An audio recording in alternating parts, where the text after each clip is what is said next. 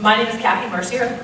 I'm the director of the graduate degree programs in children's literature and the Center for the Study of Children's Lit here at Simmons College. So it's delighted to welcome you to this room if you haven't been here before, and to Simmons if you haven't been here before, and even if you have been here before, to welcome you to this event with Jack Gantos. Jack has been a very, very good friend of the center for a long time. A few years ago, after he spoke at one of our summer institutes in children's literature, Dean Eileen Abels planted the seed that he might become an Alan Smith Scholar. Let me tell you what an Alan Smith Scholar is. An Alan Smith Scholar spends about a week on campus talking with students about the students and the scholar's professional work and career. The scholar shares with faculty their current intellectual engagements, research, and work, and delivers the public lecture. As a faculty member at Simmons, Alan Smith was beloved here in the Graduate School of Library and Information Science, where he taught for 31 years, but he also had a reach that went beyond the Graduate School of Library and Information Science. He taught reference, humanities, and oral history, and he was a true Renaissance man. He worked as a farrier, he enjoyed motorcycles and sailing, he played the clarinet, the saxophone, the banjo, and the Appalachian dulcimer. The Alan Smith Visiting Scholars Program was established by his family, friends, and former students in 2008 in his honor. I knew Alan Smith as a formative influence in shaping our dual degree program that combines the Master of Arts in Children's Literature and the Master of Science in Library and Information Sciences. So I knew Alan as an avid reader, a believer in children's books, and a good storyteller. As any reader of the Ralph, Jack, Joey, or Norvelt books by Jack Gantos knows, he too is a fine storyteller. He can conjure characters out of seeming nothing. He's an avid reader of nearly anything and everything he can put his hands on, from the most sophisticated and experimental of literary endeavors to lengthy historical works, to Harriet the Spy, and my favorite, This Day in History in the daily newspaper. Jack received the Alumni Award from Emerson College for outstanding creative writing achievement, and his works for children and young adults have received pages and pages of accolades. I'm not going to mention them all, but I want to highlight just a few. Joey Pigza Loses the Key was a finalist for the National Book Award and was a Newbery Honor book. A Hole in My Life won both the Printz and Sibert honors. And Dead End in Norvelt was a Newbery medalist and won the Scott Odell Award for nonfiction, for historical fiction. I picked out those because they all cross categories. Jack is not easily categorized or defined. But for those of us in this room, Jack's greatest award, I think, comes from his readers.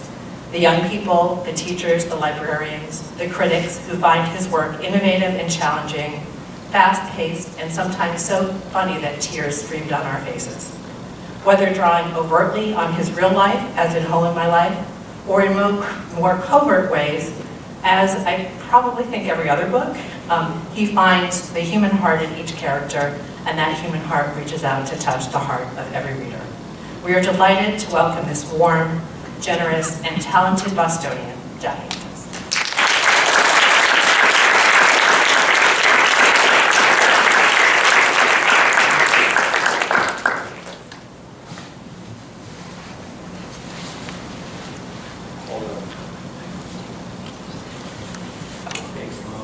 One, two, there we are. I'm alive. Okay, Kathy, I'll never be able to live up to that fabulous introduction, so I won't. So, first off, I just have to say that I love my long relationship with Simmons. It's a great school. I didn't go here because I was foolish enough to go to Emerson. But there were good things that came out of Emerson.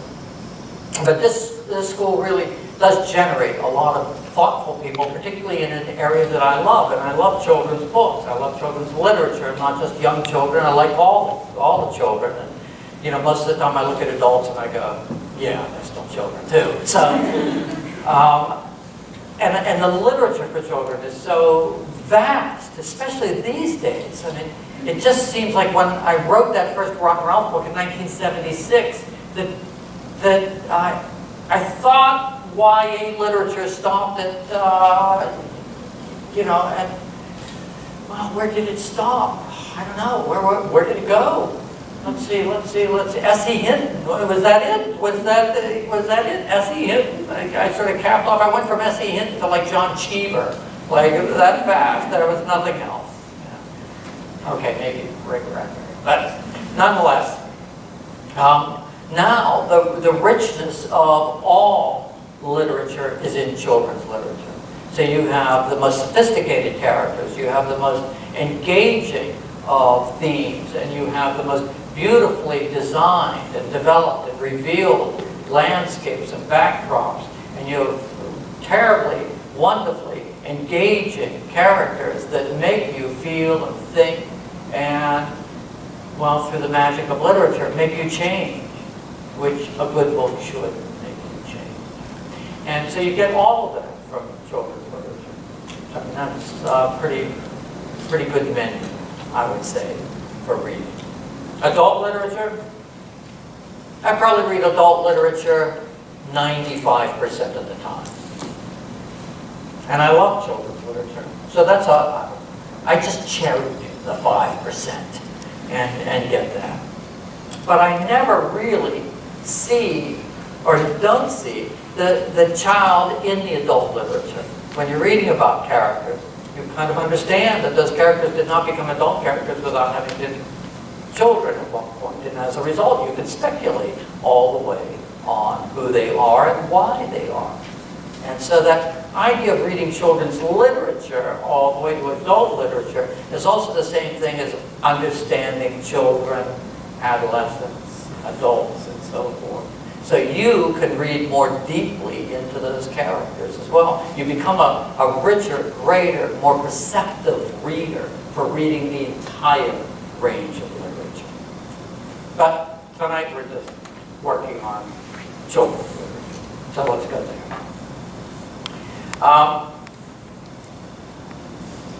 So I was one of those kids. I was always living in a house that was too small.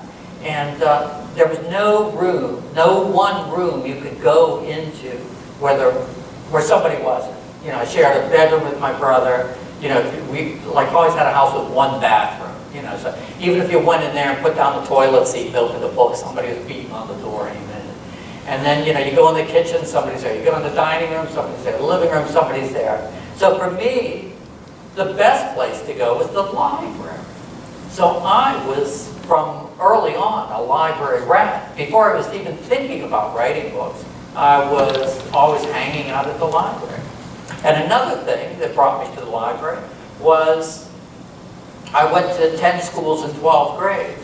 So I was always moving around. And of course, as everybody knows, and I've said this many times, but it's true, if you walk into a school as a new kid and you go directly to the library, which is exactly what you should do, and you go there and you walk in and you throw your arms up and you go, I'm a reader and I love books, you know, and the librarian goes, you come with me, you know, protect you from all the sociopaths at this school, which there are many of. And then you get, you know, to arrive early in the morning and, you know, help out, and then you get special treatment because the librarians always have great snacks and they have a back room and, you know, and all of this stuff, and you get to participate in that. So you're sort of like a quasi, I don't know, employee. And it's great. And then after school, you get to hang around at the library, and it's really nice. And you have conversations with real adults that take you seriously. And you get to read all the new books first. And that's nice. So, it's no surprise. Hello. It's no surprise. All right. Tech. We got a little tech thing here. Maybe it's just taking a while. Maybe it fell asleep. Okay. 1, 2, 3, 4, 5, 6, 7. All good PowerPoints. Are not going to heaven, that's for sure. That died on the vine. Okay. Can we get a little tech support? The PowerPoint itself is moving on the computer, but it is not moving on the screen. So between here and there is the Rio Grande Gorge. Okay? So I'll just keep up with the monologue. So at any rate, what I love to do is write books at the library. So in Boston, I started writing at the Boston Public Library. So when I moved to Boston, when I paroled to Boston, which is always a nice line, when I paroled to Boston, I lived in a rooming house on Marlborough Street. And you wouldn't believe this is so good. For $25 a week, you could have your own room in a nice townhouse on Marlborough Street. Sure, you had to, you had to share a bathroom, but that just meant you didn't have to clean it. And so,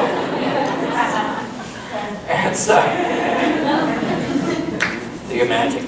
And so I moved into a rooming house. I went to Emerson College, and they had a BFA program in creative writing. That's exactly what I wanted to do, was write books. So I was in the right place. I had my own little room, and I went to the Boston Public Library. It was like 2 blocks away from my house. And I walked into that big McKim room, the Bates Hall in the McKim, and I was like, oh my God, this is like heaven. Big barrel vaulted, 55-foot high barrel vaulted ceiling, 220 feet long, just fabulous. There would be like 5 people in there. That's it. I mean, and 4 of them were trying not to fall asleep. And I would go in there, and I would sit down, and I'd bring my lunch, and I would just work there all day. And then I had classes, and I'd go to that, and I'd go back to the library. And I did this one cool thing, too. I learned how to stay overnight in the library. So, don't do this because it won't work anymore, okay? Remember that don't do this part. Remember that. But I'll tell you this. So, when you go up the stairs, the stairs to the big lions on the couple squares, you go up and you go to the one on the left, and you go up and you come up. It's called the Pompeii alcove. It looks like Pompeii. And there's a big bench there, big long wooden bench. It looks like it's hand carved. It's beautiful, some Renaissance looking thing. But if you lift the seat, it's on hinges. So the library would close at 9 o'clock. At about 8:45, I would pack up my stuff and I would drift into the Pompeii room, which the lights were always out because things were broken around those days. And so at any rate, I would go in there and I would lift that up and I would pop in there and I'd pull that down. And then you'd hear the bells go off and they'd clear the library out, and that would be it. And then you'd wait. And then in those days, the security guard, there was no motion sensor. The security guard, you could hear walking because floors are really hard. You're tap, tap, tap, tap. And he's gone. You're like, whoop, you open it up, and then you have the library at night. And the only scary thing was not the security guard. The scary thing was, and our technology is not working. the scary thing was, The slide projection. you weren't the only person. That was the scary part. So you'd be like walking through the stacks, and then boom, you trip over somebody who's sleeping. This is alive, this life. So the first image that you can imagine, you all have great imaginations, is the Boston Athenaeum. So now I write at the Athenaeum. The only reason I drifted from the Boston Public Library, which I love heart and soul, is because they invented cell phones. And then Bates Hall went from 5 people to 500 people on their cell phones. It became a WeWork station. And everybody was there. And I was like, oh, bummer. So I went down to the Athenaeum where they have a silent policy. And I can hear myself think on the top floor. And I love that. But Check is coming. No. Backup check is on its way. Oh, I know. So you imagine the Athenaeum, big red doors, 10.5 biggest tree. You go in, you climb. I climb 140 steps up to the 5th floor. And I love climbing the steps. A lot of people say, why do you climb the steps when there's an elevator? I'm like, no, you take the elevator down. You climb up because you can. But also because there are 140 steps, which means that as you're walking, you can pre-write. Jack, what's your character doing today? Jack, what is the character's dialogue today? Jack, how does that dialogue relate to the theme today? Jack, what's the background imagery for that theme that is going to carry the character, the dialogue, and the action, and so on and so forth? And as you're walking up the steps, you know that there's a big stick waiting for you upstairs. And that big stick is called discipline. 2 hours of first draft writing, 2 hours of second draft writing, 2 hours of reading, and 4 hours of rewriting. And then you walk down the steps or take the elevator, depending on how you feel. Usually I take the elevator. So one of the things that I like having the steps for is because it sort of prepares me for that first line. And all of us who have sat down in front of a piece of paper, and when you stare at it, it stares at you, you stare at it, it stares at you. It's a mind-numbing moment. And so if you have a first line, it really is a nice feature. It just, you know, gets you started, and it breeds a second line all by itself. It's like a worm. And so you go from there. Now, I write all my books out by hand first. So I like pens, I like fountain pens, I like my notebooks. I have a few hundred notebooks. I love my notebooks. The notebooks are the best thing, I think, that I have. And I love writing in them. So I always have things like this. You know these little books, these little tiny books like this? So this is a book that I've been writing for about 20 years. And then, not really, and other little books and manuscripts. And I keep about 5 or 6 books germinating at any given time. And then they all kind of pool up. And when I finally choose one and finish one, then I focus in on that one. Then I go back to that pool and I think, who's next? You know, who is, you know, ready to hatch? Because for me, when I write a book, it's going to be a year. I know it's going to be a year. It's going to be a year project. And I do the first draft, and then I do about 100 drafts per book. So it's going to be a commitment. And so I like having a little bit of choice in what it is that I'm going to do. Some books are 2-year books, but I like a 1-year book. I would like it to be a half a year, but that doesn't work. That sort of thing. So, once I sit down at the library and start doing that work, then I think, okay, what am I about to do? First thing I'm about to do is be myself. And so I think, well, what kind of book am I going to work on? If I'm thinking of picture books, like really good picture books, you remember picture books. Oh, you remember brown bear, what do you see? I see a red bird looking at me, red bird, what do you see? I just love that. I love that picture book. You know, when you read it to a kid, they dance to it, they feel the rhythm, they love the color. It just works so well. And the Hungry Caterpillar, that always works pretty darn well too. Hop on pop, go dog, go, big dogs, little dogs, green dogs, blue dogs. Do you like my hat? No, I don't like your hat. And that's the best character in that book, right? It's not the dog, it's the grumpy character. Like put spin on that whole story, right? Without that grumpy character, you'd be like, oh God, it's just another dog. But then there's the grumpy character. It's like, oh, I love you. And that's why, what's his name? What's that big red dog? What's the big Clifford? That's why Clifford never works for me. Because Elizabeth, is it Elizabeth? Yeah. Yeah, she's not grumpy.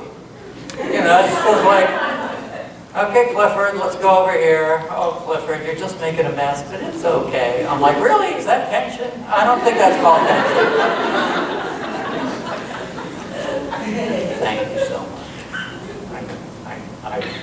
I'm putting a lot of bets on you. And so picture books. So whenever I think of picture books, I always, you know, I kind of in my mind, I know I love picture books. I can imagine all the picture books. I mean, who can't imagine Frog and Toad just by sitting here? I mean, just saying their names, you know, just does it, you know. or where the wild things are. You know, you can just see Max flying downstairs with that fork in his hand. He's after that little dog, and you just want him to get that fork in that dog so bad. He's turning the page and it doesn't happen. And I just wanted to see that blood squirting up. Didn't you? I mean, this is all I want. But that didn't happen. And so, from picture books, I usually sit down and I think, okay, what did I like when I was in first grade? What was interesting to me in first grade and second grade? And who was I when I was that person? And so I'm always kind of looking at myself as the reader, that young reader for that particular book. So when I started writing picture books, I started writing awful picture books, actually, failed books. My first 12 were failed books.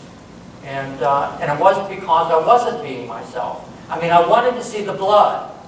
But the first book I wrote was called A Visit to Grandmother's House. And you can just tell by the title that was just a really dull book. And so, you know, you have a book, right? Beginning, middle, end. Problem, action, solution, right? You got that part? And so yeah, I mean, yeah, I know. I know y'all were just being a little sly on me, you know, like, oh, look at Jack, beginning, middle, end. Now we got it, you know, it's like, oh, thank you. You are the beginning, middle, and end. No, here we are. Okay, just kind of reset your minds for a minute, right? Okay, 10.5, right? We got that. You push through that. That's right on Beacon Hill. Great chunk of a library. The Athenaeum started in 1807, right? I mean, that's really good. That's over 200 years ago. So they got stuff, wood, stuff in there. You want to belong to the Athenaeum and go in there and use their stuff and read their great books. They have lots of good books. And I love them too because in the beginning, you know, like in 1807, you're thinking, what was America? Well, you know, we had just kicked the British out. Remember the British? You know, we're like, we're just a bunch of farmers, angry farmers, and pitchforks, and, you know, we don't like the British. But the British left. We beat them. But they took all the culture. And we're like, oh, damn, we're just a bunch of stupid, angry farmers. And so then they had to do something about it. So they went trading, made a lot of money, and they built libraries. That's the short version. Those are the steps, all right? They're really good, 140. And then this is what the Athenaeum looked like in 1904. Isn't that great? And it still pretty much looks like this on some of the floors. And you go in there, and I love this picture because, you know, number one, that's where Ralph Waldo Emerson sat. Two is where Charles Sumner sat, Margaret Deland and Jane Austen, the other Jane Austen, and Edward Everett Hale, Thomas Wentworth, and all these great Bostonians. Where would they meet? The library. And where would they sit at the table together? And they'd write, and they'd have discourse. And, you know, great things would happen. Hawthorne would come through, or Thoreau would come through, or Emerson would come through. It's so great. You know, you see all this vast history. And the BPL is similar too.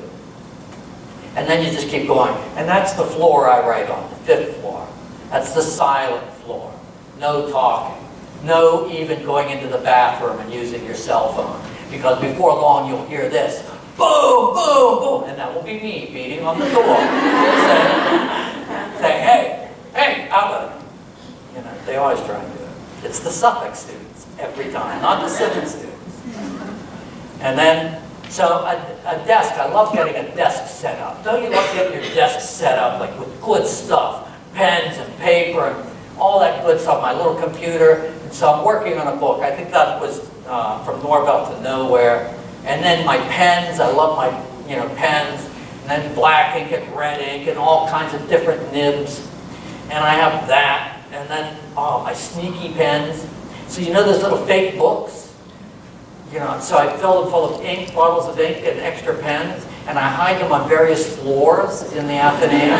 So that when I'm working on a different floor, I'm away from my desk, I always know where I have my equipment. And journals. And there he is.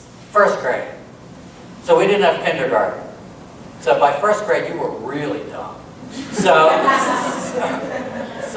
you know, I was like, I wasn't even reading in first grade. Didn't even read. We didn't even have books. I don't remember having any books. And then we went to first grade, and there were books, and Mrs. Niederheiser, and I learned how to read. And so, like Ralph, so after I wrote 12 really bad books, then I decided, you know what, I need to like sort of step back and be myself. And so instead of writing for children, like saying to myself, oh, what would a sweet little 6-year-old like? I was like, no, that's not working. What would I like?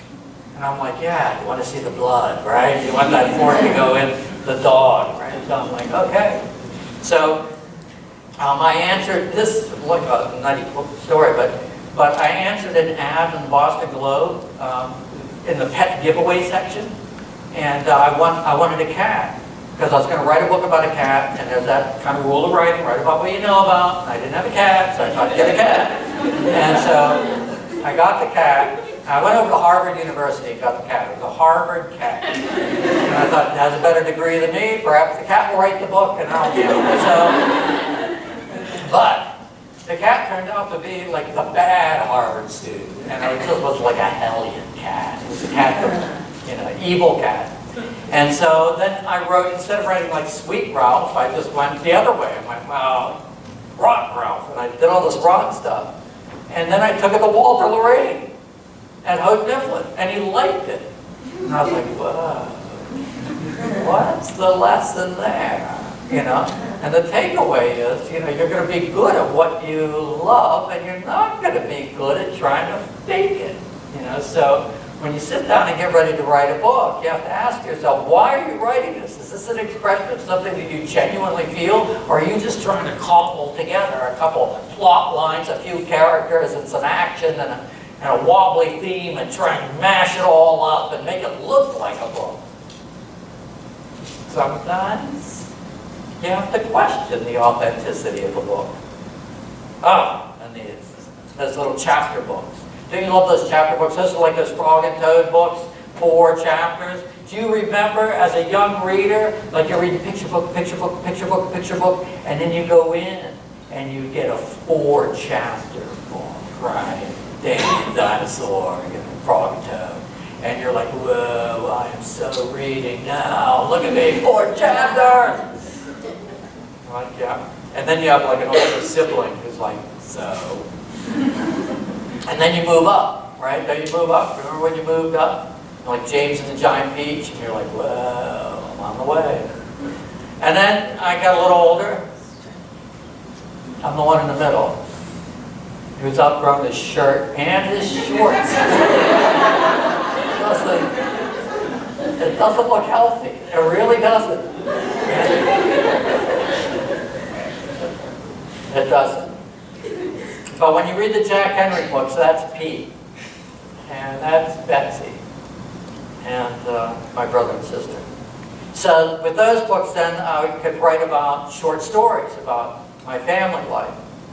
So whenever I write, there are 5 Jack Henry books of short stories. I always regret changing the name to Henry. I should have just gone with Gantos. It should have just been me. But I was thinking of my family, and I thought, oh, change the name. You know, spare them your thoughts about them. And then now, all these years later, I'm like, dang, I blew it. You know, I should have just used my name. But this is like 4th grade. So 4th grade, 5th grade, 6th grade, 7th grade, 8th grade. So I have about 60 short stories, family short stories. And a lot of them are just those kind of dinner table short stories, you know, like, because, well, you know, most of our life, like growing up, we didn't have TV for a long time. So you would sit around the dining room table talking. You know, you'd eat and talk, and my mom was like the expediter of the story. You know, she would like take over the dining room table, and she'd be putting the food down, and she'd go, Jack, tell me about your day. Or Karen, Betsy, tell me about your day. Or my dad, tell me about your day. And you would have to deliver. Everybody would turn and look at you like, well, you better deliver or make it up. But, you know, you're on spotlight. And I loved all that stuff. So the short stories, autobiographical short stories. And then here I am a little later. I'm the one on the right who looks totally clueless. And that's my girlfriend, but she seems to like my sister a lot more than me. That's my mother who looks really done in. Totally done in. And there's a cop who's like looking at our family going, she's really done in, you know. And then those books, like the Joey Pigza book. So I was sort of, you know, I wasn't a wild kid, but, you know, I was sort of an imaginative kid. And my mother really didn't over supervise us. And so you could zip off all over the dang place. You had friends, you had neighborhood, you had things to do, and you just come back. And then tell that story at the dining room table and censor it a little bit so that nobody would know. Now these books, and this book surprised me, not just the writing of it, but what surprised me was the reaction to this book. Because when I wrote the Rotten Ralph books, you know, kids liked the books, I would get nice letters. And when the Jack Henry books, you know, people liked those books. But when I wrote Joey Pigza, it was like there was a whole nother world out there of readers. And they just glommed onto this character and the inner life of this character. And I sort of understood it, because when I wrote it, I first wrote it in the third person. And so it was, he was wild, he did this, everything was out of control, he. And when I finished writing it, it just reminded me, because he has ADHD, it just reminded me, and forgive me for saying this, but Gloria, but those Gloria Miklowitz books, which used to be, you know, like Whitman Press, you know, and there's kind of like if there was a crying need for, you know, visiting your father in jail, boom, she would have a book out on that tomorrow. You know, there was a crying need for single moms, boom, there's a book out on it, you know, anything. And I thought, that's just what I've done. I've written a book about a kid, and I really haven't shown them off. I've written about him. I haven't really thoroughly revealed him. And I dominated it from a narrative point of view. And I felt like I had taken advantage of him. So I thought the only way to possibly rescue that book would be to flip the point of view from the third person, from he to the first person. And I put it in the first person. As soon as I put it in the first person and rewrote about 30, 40 pages of it, that character just like took off. You know, it was just on springs. And I was like, whoa, this is a good ride. And so coming from his point of view, revealing himself, really made the biggest difference. And it was just that one little sort of writerly tinkering, changing the point of view, which really made a big difference. So the letters I get on this book then are like, they come in. First off, the writing looks like I'm seismic. It's like this. How did you know I feel that way? Well, I can see it right here on the paper. You know, I can read it in your handwriting. You know, and I get all those letters, and then I get the letters from the other kids that aren't ADHD, and they're like, we have this kid, we read Joey Pigza, and there's this kid in our class who's just like him, and he's driving all of us nuts, but now after we read the book, we're going to give him a second chance. And you're like, whoa, that's the nicest letter in the world. How lovely is that? The empathy rose up in those other kids to look at somebody else who was disadvantaged in a certain way. And so they were far more sympathetic. And I was like, that's really a great reward of writing. So then I wrote the Loses Control. And I love this one because the grandmother's a heavy smoker, and she has an oxygen bottle at the same time. So you never know if she's just going to blow up. And she's got emphysema, and so he has to push her around in a shopping cart all the time. So they go, like in Lancaster, Pennsylvania, is where all the books are set. So he's taking her around. God, I loved her. When I killed her off in the third book, I really regretted it. There are 5 books. When I got to the 4th book, I was like, oh man, I miss that character. She was so wicked. You know? She was the fork in the dog. And then that guy, you know, then dead ended Norvelt. So I'm from Norvelt, Pennsylvania. That's my hometown. And it's named after Eleanor Roosevelt, who started this town in 1934. It used to be that this country had like 40% unemployment, maybe 50% unemployment during the Depression. And we had a bunch of bad presidents back then. At any rate, Franklin Roosevelt got in, and Eleanor Roosevelt came in. And Eleanor Roosevelt had like a heart the size of Rhode Island.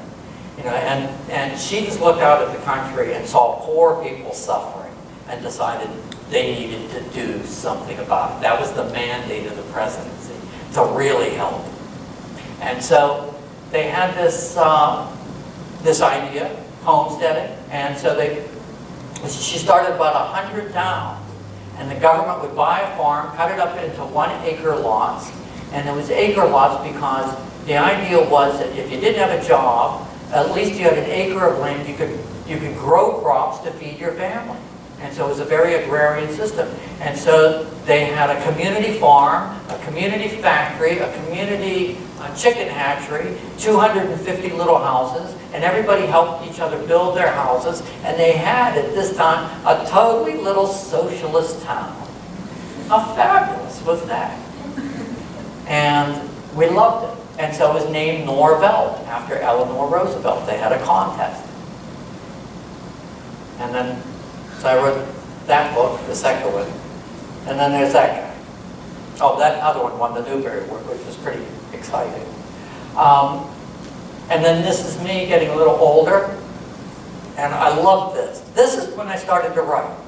This is when I got my first diary. It started in, oh, yeah, that. Forget about it. So, the Heads or Tails, more Jack Henry book. And this is when I realized, at about this time, that actually the stories at the dining room table were literature. Like if you could write them all down, that they would amount to something. And so I kind of liked that. And then, right away, as soon as I turned like 13, 14, I think that's my 9th grade picture. I decided I didn't want to be myself anymore. I was really bored with who I was. And I wasn't big, I wasn't strong, I wasn't tough. And I decided I wanted to be a juvenile delinquent. And I really pursued it with great vigor. And I was fortunate to live next door to a really fully sociopathic juvenile delinquent when I was an artificial sociopathic juvenile delinquent. But I was just a copycat Juvie. And he was a real Juvie. He had been to prison twice. And Gary Pagoda, and I can see him right now. I mean, you can imagine, this is Fort Lauderdale, Florida. He never wore a shirt, just a black leather motorcycle jacket, right? So you know how smelly that's got to be. And damn, all the time. And then he never, on his yard, he never wore pants. He just wore his white jockey shorts, just like his underwear. And it's Sears right across that little plastic band. And then, so his naked legs, he had like little scrawny chicken legs though. His red hair, he had these wiry little red hairs all over him. He looked like a rooster of sorts. And then he had these sharp, pointy shoes called X15 shoes that you could buy them at Tom McCann's. And he had taken horseshoes, and he had hammered them onto the bottom of his shoes. So at night, when he walked down the street at night in his underwear with the black leather jacket on and his X15 shoes, he would drag his heels, and you just hear, and you look out your window and you see sparks flying off of his shoes. And then he'd stop and smoke a cigarette. And I'm like, I want to be him. There's a certain self-loathing involved in all of that. I wrote several books about Gary Pagoda because I just can never get away from him. The Trouble in Me is one of them, which I really like. And that's the book that really sort of documents my rise and fall as a juvenile delinquent. That book, which has a great cover. I love that cover. That's just what I love about a book. A book is like a can of gasoline waiting to catch on fire.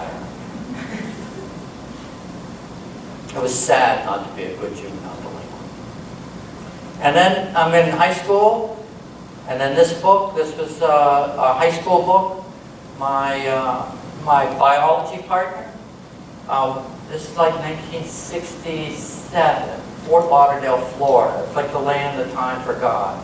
And so she was in love with another girl, so they had a relationship. But in Fort Lauderdale at that time, at that school at that time, that was a very, very forbidden activity. And so they had it secret, and then somebody leaked the secret. And then there was no supervision to the students, and the students became rabid, a little more rabid, a little more rabid, and when there was no pushback from administration, they became very rabid. At any rate, it became very intolerant for that girl, and so her father was a policeman. She and the other girl had a murder-suicide pact. She shot the girl in the head. She turned the gun on herself. She shot, and the bullet deflected. They found her unconscious. And they sent her to a mental institution because they thought a girl who likes a girl must be obviously mad, you know. And then about 6 months later, they brought her back to the school, the same school. And she lasted for about a week, and that was it, and vanished. So I never knew any more than that. And I sat next to that girl that whole time, and I always felt so awful because I knew all of this rabid behavior was taking place, the name calling, the pushing, the shoving, the nastiness, the religious stuff just coming in constantly, the pressure just building up on this person. And I did not have the wherewithal, the courage, or the strength to say to her, I can be your friend, or I know what you're going through, or I can guess at what you're going through. I was paralyzed that way. I too was just as afraid of the crowd as she was, and I was a coward in a way she wasn't. I never forgot that. And then years later I tried to find her, and I couldn't find her. And then this book, you know how sitting around listening to your parents is good for something. So when my mom cooks, she talks. It's like there's a gear that goes from stirring the sauce to moving the mouth at the same time. It's like a little child's toy right there. And when she talks, when I visit her in Western Pennsylvania, she always talks about the relatives, and she's part German, Rumball. And she was talking about my great uncles, Abner and Adolf Rumball. And we were just talking about it. She said, oh, I used to work for them. They had a drugstore, and they were just so weird. I said, well, how weird? Because you want to know, like if you're weird, tell me a story. So she said, they're so weird. When their mother died, they taxidermed her. No, she said stuffed her. And I said, what do you mean stuffed? And she said, like a deer head. And I said, you mean taxidermy? And she said, well, whatever that is that you put on the wall over the fireplace. And I was like, and right at that moment, everybody comes to the moment when you look at your mother and you go, oh, assisted living. And that moment has risen.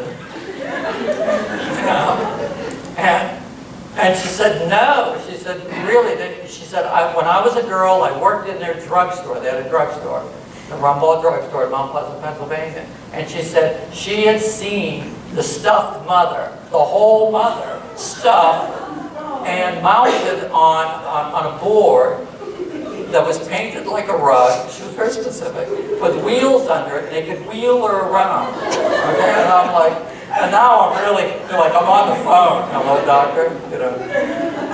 Can you get some medication for this? And so at any rate, she said no. And I said, well, what happened? I don't know what happened. And that was it. I'm like, you get me all frothed up, like that's the best beginning to a story ever. And what do you mean you don't know? You don't know chapter 2? No, I don't know chapter 2. So I started to investigate them a little bit because, what would drive you to stuff your mother? So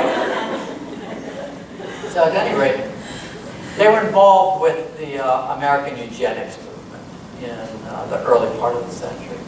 And because they were twins, the eugenicists believed, erroneously, that white males were the supreme being on the planet. And everybody else kind of shook out from there. And they had that as attitude, and they worked everything from that attitude. They based laws on that attitude, bad laws, sterilization laws, immigration laws, I mean, kind of coming right back. And so, the one thing that they did not have, they had plenty of attitude, they had no facts, no scientific evidence. And so what they were trying to do is take twins, white Germanic twin boys, take them from the parents, separate them out, put one with a poor family, one with a rich family, and because they had the right gene pool, no matter what their circumstances, they would succeed and be on the top of the food chain. It was predestined. So, the father was bought into the whole eugenics thing. He sent the mother to Pittsburgh to get something, and he gave the twins guardianship. He gave the eugenics people guardianship of the twins, and they took them away, and it took her a couple years to get them back. And when she got them back, she just so over-mothered them that when she died, they didn't know what to do. And so they stuffed her. I was like, wow, now that's a story. I mean, that's a good family story, don't you think? So, it's a dining room thriller. And so, at any rate, so I said to my mom, well, you know, where's the taxidermy mom? I mean, that'd be really great. You know? So I don't know, nobody knows. Nobody knows what happened. Just imagine somebody opening a door one day. There I was. So what this book allowed me to do as a writer is I could tell the story of the stuffing of the mother, right? Okay, which is pretty gothic, you know, stuffing your mother. And then in the middle of that frame of that story, I could put another story about the history of the American eugenics movement, and which was, you know, sort of a precursor to what was going on in Germany, because Hitler loved the American eugenicists, because he would write them letters and say, thank you for your race ideas, I'll put them to work. And so, so at any rate, so I have that in the middle. So the question to the reader is, which is worse, stuffing your mother or, you know, eugenics? As it turns out, eugenics is so much worse than stuffing your mother. Stuffing your mother seems like a, you know, like a first grade project.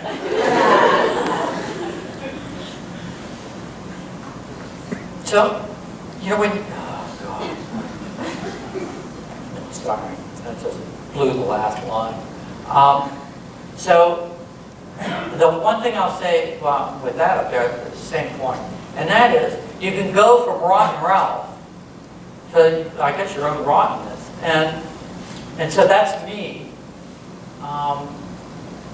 You know, all those nice boy pictures, and then, so I was out of high school not very long after I became a drug smuggler. And I was not a very good drug smuggler. I was more of a naive drug smuggler. And so I was arrested and sent to prison for 6 years, in which I only did a year and a half. And then I paroled to Boston and then wrote Rotten Ralph, still on parole. But, so this is my mugshot. And it's the only thing I left prison with. That's all I think my exit papers, which I've lost, and this one little picture. And I love it. I paid 2 packs of cigarettes for that picture. And I was, as a children's book writer, I was really concerned that, you know, here I am writing picture books, and I'm being invited to speak to kindergartners and in elementary schools, and that if this dark, you know, little secret of Jack the drug smuggler ever gets out to sweet little kindergartner, you know, that this is just going to completely flatten my career. You know, it's going to be over with. Be like Gantos, my God, there should be a no Gantos sign on the, you know, on the school ground. So, I'd written the Ralph books, and then I wrote some Jack books, and then I wrote the Joey Pigza Loses Control, and that got a Newbery Honor. And I thought, maybe this is the time to write the book about being a high school drug smuggler, you know? So I wrote Whole of My Life. And it's a memoir, it's a straightforward memoir. And I was just waiting to hear my career just collapse. You know, just like, oh my God, there it goes. And it went the other way. It was amazing. Again, the flexibility of this field is just so surprising and so embracing. That I'm just thrilled to be a part of it. So that when this book came out, you know, this book continues to be probably one of my most well-known books, is Whole of My Life. About the story of, you know, from 11th grade, I went to high school on my own. I finished 12th grade. I lived in a welfare motel on Broward Boulevard in Fort Lauderdale, and you know, bought a car, paid on rent. You know, I was like a semi-adult my 12th year in high school. And then I got out. I was supposed to go to the University of Florida. I went up there. It looked just like high school. I didn't like high school. I thought, I'm not going to like this. I'll write books on my own. And I did. And then I started drinking. And then that led to drugs. And then that led to like, I think I'll go back home with my parents. They lived in St. Croix in the Virgin Islands. That'll be fun. So I went down there, and then I was like, oh, I'm doing nothing. I'm just like going to rack and ruin. And then I thought, okay, you got to do something. And then I was like, but I'm broke. I don't have any money. And then I met these nice British guys who said, we're looking for a nice kid. I said, I'm a nice kid. They said, we got a boat with 2,000 pounds of hashish. Will you help us? And I'm like, I would love to help you. And they gave me $10,000, and I sailed on boat to New York City. And then I was arrested. Oh, that's not very glamorous, that part. So when you read this book, most of the book isn't about prison. Most of the book is how you get to prison. And then the other part is, okay, now you've made a mistake, what do you do after the mistake? So it's a little bit deceptive in that way. So I do have a fair amount of stuff that's in prison, but a lot of it is just the thinking before you get to that point. And so that's that book. And the greatest thing happened because of this. I just, maybe it's even better than the book, I don't know. But, so when I won the Newbery Award for Dead End in Norvelt, 2 days later, Peter Sagal from Wait, Wait, Don't Tell Me called, and I picked up the phone. He goes, it's Peter Sagal. I'm like, Peter Sagal. He goes, you know what I'm calling. I'm like, because I'm an ex-con drug runner, and I won the Newbery Award? Yes, he said, that's why we want you on this show. I said, I'm your man, I'm your guy. And I did a great show. They still play it. They still play it all the time. It's in like a little bundle of the best of. And so I hear from people all over the world, we're listening to NPR. And that's that. Now back to him. Okay, I got a few minutes. So that's the range of books. Okay, it's a good range. And I like it. But this guy was kind of the beginning of everything. So that's my journal, that's my 6th grade journal. And so I got a journal, not because I wanted one, my sister got one, and I was a copycat, and I begged for one, I got a journal. And basically, like every parent, who gives a journal to a kid, they go, the next day, did you write anything in it? And did you write anything in it? Did you write anything in it? And I'm like, no, I'm too stupid to write anything. And I didn't know what to write about. So then I felt like this. You know when you open your journal and you just feel like that? Like that's not a good feeling. And so because I was a library helper, I saw this book in the library, Here's the Spy.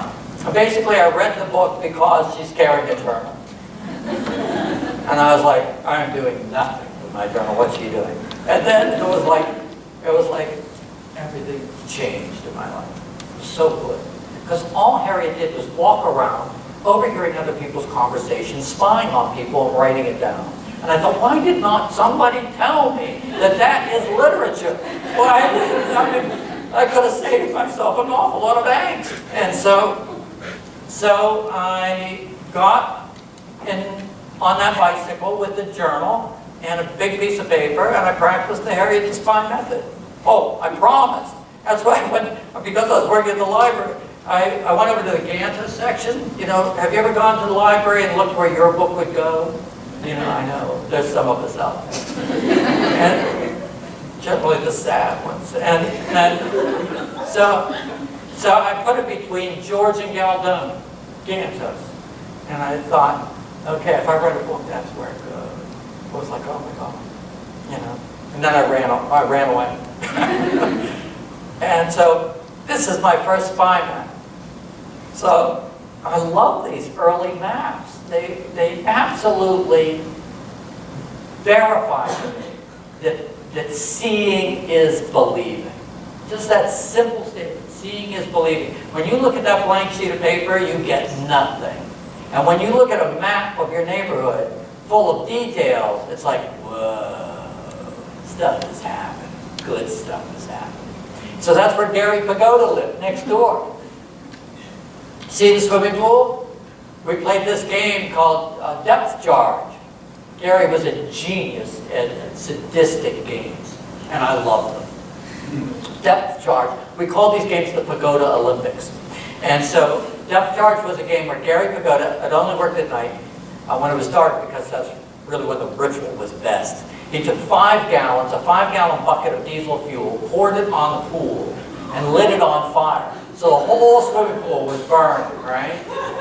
And then Frankie's younger brother, or Gary's younger brother, Frankie, was my age, and we would dive into the water, and you'd like swim underwater, look up, and I have to say, seeing flames burn from the bottom side is beautiful. And that beauty is shattered the moment Gary's standing on the diving board with M80s and cherry bombs. And as we're swimming around under there, he's playing Depth Charge, throwing these cherry bombs in the water, and like they're hand grenades, and they're just blowing the crap out of him. And he always spared me, but he always injured Frankie. And then the game always ended when a neighbor called the cops. And then they had a big fire extinguisher, you know, like that kind with the, you know, like the big open tube at one end, and they'd put that flame up. We'd all run. Love that. And Gary always won the gold, and I always won the silver, and Frankie always won the bronze.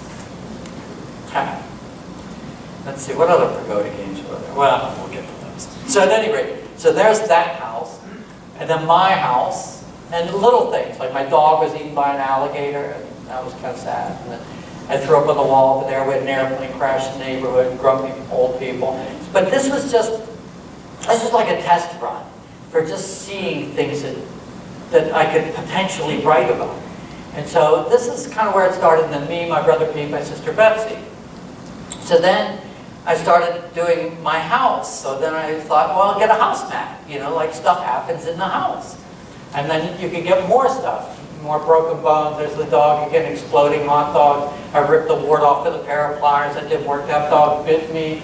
We weren't allowed in my parents' room. It's my sister's sacred room, my stain, and so on and so forth. And then I started making lists of things, like in the journal, like lists of possible story ideas and actions, and then lists of emotions, because some stories, it seemed to me, would always start with a strong emotion, some stories would start with a strong action, and you never knew which it was going to be. And so I was always trying to strengthen this side of the vocabulary. Everybody always knows the action words, but it's the emotional words, you know, that are have very subtle differences that you really need to get stronger with. And then I finally figured out that you take every action and you add the strongest emotion to it.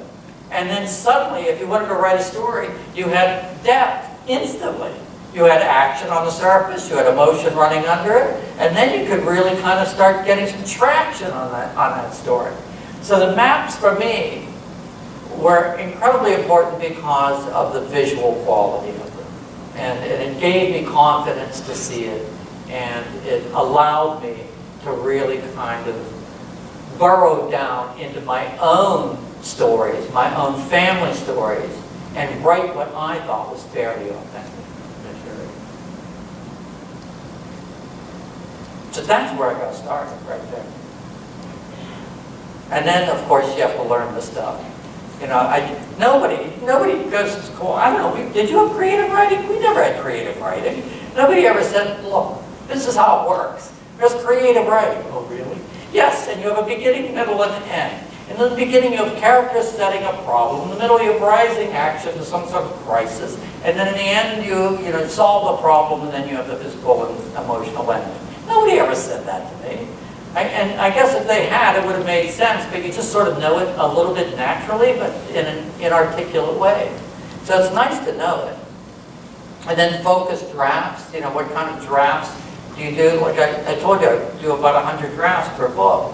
And when I tell that to kids at school, like when I go talk to 10th graders, they go, I do 100 drafts. They all stand up and walk out of the room. They're like, are you kidding me? There's got to be something better to do than that. But I love the drafts. So we just work on focused rewriting. Now if you're writing picture books, same thing. Beginning, middle, end. Problem, action, solution. And then I work on post-it notes, like that. Because then you can reformat everything very, very quickly. And, type them up. And then more journals. That. Let me get it.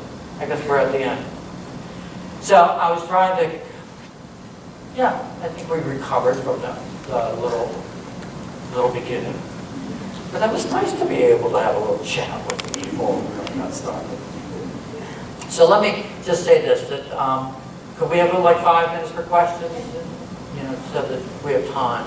But before I get to the questions, let me just sort of reprise what I said earlier, is that when you think of children's literature, I think the word children's is part of it, but it is not dominated by the word children. You should be thinking good literature, or great literature, the best literature sometimes, the most meaningful literature. You will never forget the books that you read as a child. They will stick with you forever. And that is so darn important. And so to be a part of this field doesn't bother me that I'm not part of the so-called adult field. It's like, I remember going home after having published a book and showed it to my dad. It was a picture book. And I showed it to my dad, and I was like, I'm still on parole. This is pretty good, writing a picture book on parole. And I showed it to my dad, and he looked at it this way. Instead of looking at it flat on, he looked at it this way. And he looked at me and goes, when are you going to write a real book? I was like, I'm going to kill you. I'm going to be on parole.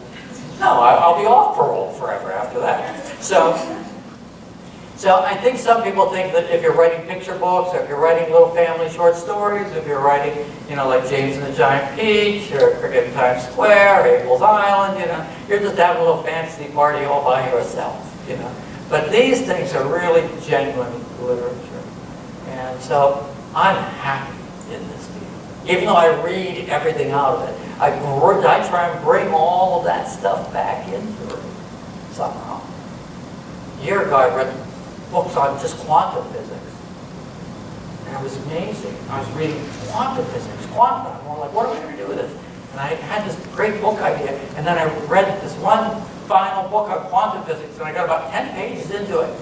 And it said in bold letters, Dear reader, I'm going on the next page to give you a math problem on quantum physics.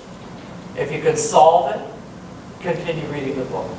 And if not, put the book down. I thought, boy, that's gutsy. I love that. So I turned the page, and those Einstein blackboards, that you can't even read the symbols? That's what it was. And I was like, who am I fooling? Quantum physics? What are you messing with this for? You're wasting your time. Go back to picture books. So, I did. So if anyone has any questions about children's literature, my books, your books, books in general, bookishness, this is the time to ask any of those questions. Think of me, Why did you start with picture books? And do you plan on writing any more besides the Rock and Rock series? Why did I start with picture books? Probably because I thought erroneously that they were easy. And they aren't.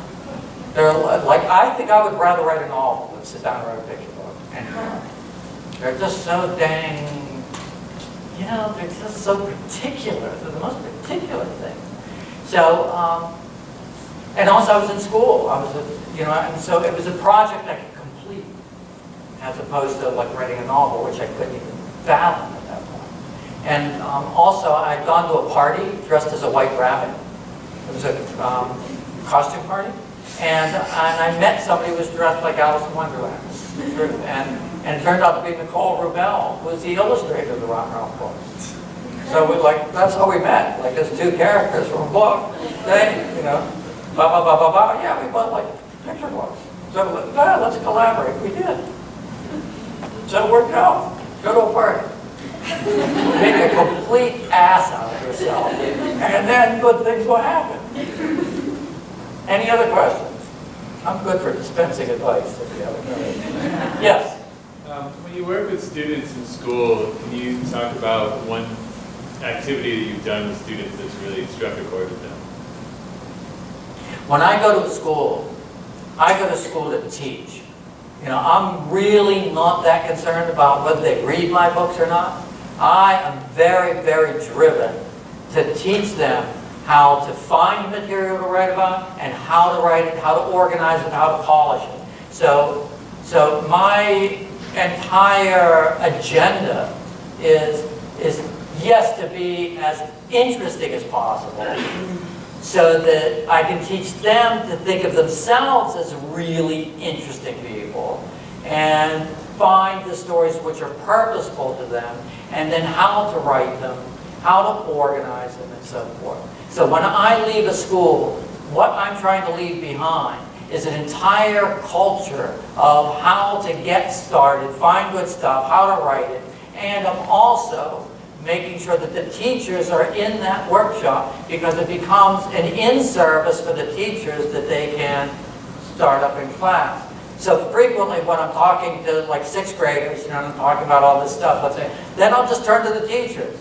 And I'll just say, now teachers, I know that this looks like a big project, but what you should do is just like 15 minutes a day, take out your journal, and then, you take one too, and then you draw your map, show the students. You teacher have to do everything I'm doing. You have to stand up and deliver stories, break them down, and completely infuse your students with enthusiasm and knowledge. And then make time for it in your curriculum. But I'm tested all the time.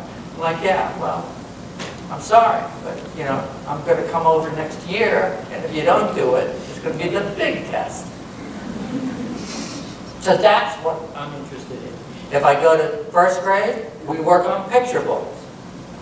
So we just work picture books and short stories. Only forms that they can really manage. If I walk in and say to a group of students, oh, I'm going to teach you all how to write a novel today, they're like, no, you're not.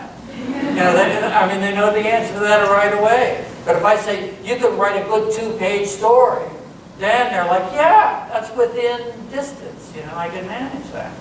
So you just try and make it reasonable, clever, and hands-on. And the maps are really good. I make them all draw house maps. And they come up with great stuff. They send me the maps. I'm like, oh, I'm just going to steal it, throw that map away. Because they're just too good. Anything else? Everybody must be hungry and thirsty. So, let me just wrap this up then.